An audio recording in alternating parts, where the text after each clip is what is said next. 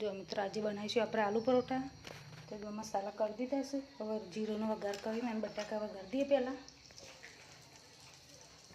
જીરું તતરી જશે,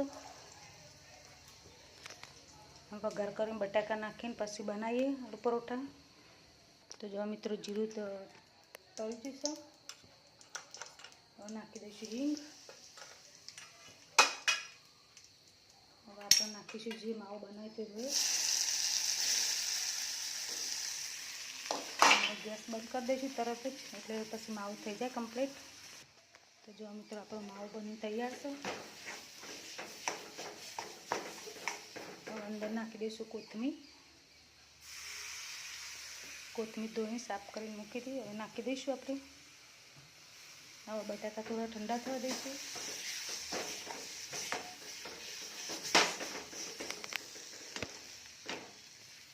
ઠંડા થાય પછી વણીશું આપણે આલુ પરોઠા।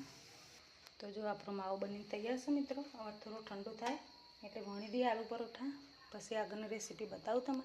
મિત્રો આપણે આલુ પરોઠા બનાવવાનું ચાલુ કર્યું છે। બટાકાનો માવો ભરી દઈએ અંદર, ભરી દીધો છે કમ્પ્લીટ। આપણે ડાયરેક્ટ વણી બનાવતા નહીં મિત્રો, આપણે રોટલીથી જ બનાવીએ, 2 રોટલીના પડવારા જ। જો કમ્પ્લીટ ચોંટાડી દીધું છે। હવે મૂકી દઈશું ઉપર બીજી રોટલી। વેલણથી બેલી લઈશું થોડુંક।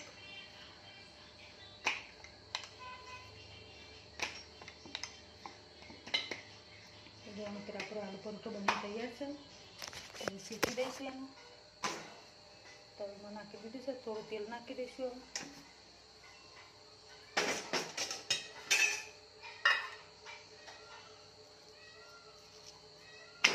થોડું શેકાઈ જાય એટલે પાછું ઊંટો કરીને ઉપર તેલ નાખી દઈશું આપણે।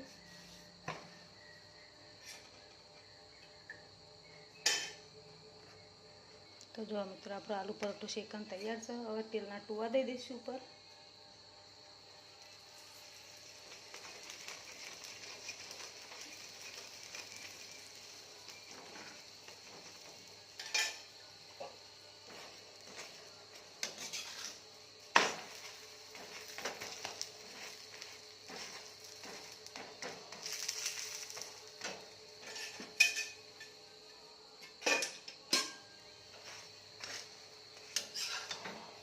તો જોઈ લો મિત્રો આપણો આલુ પરોઠો શેકાઈને તૈયાર થઈ જશે। હવે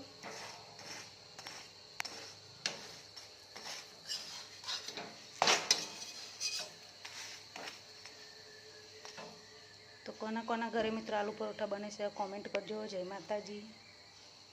તો જો મિત્રો આપણો આલુ પરોઠો તૈયાર થઈ જશે મસ્ત। તો આપણે ખાઈ લઈએ દહીં સાથે। તો દહીં સાથે એકદમ મસ્ત ટેસ્ટી લાગે મિત્રો। તમે પણ આ રીતે બનાવજો અને ખાજો। જય માતાજી મિત્રો।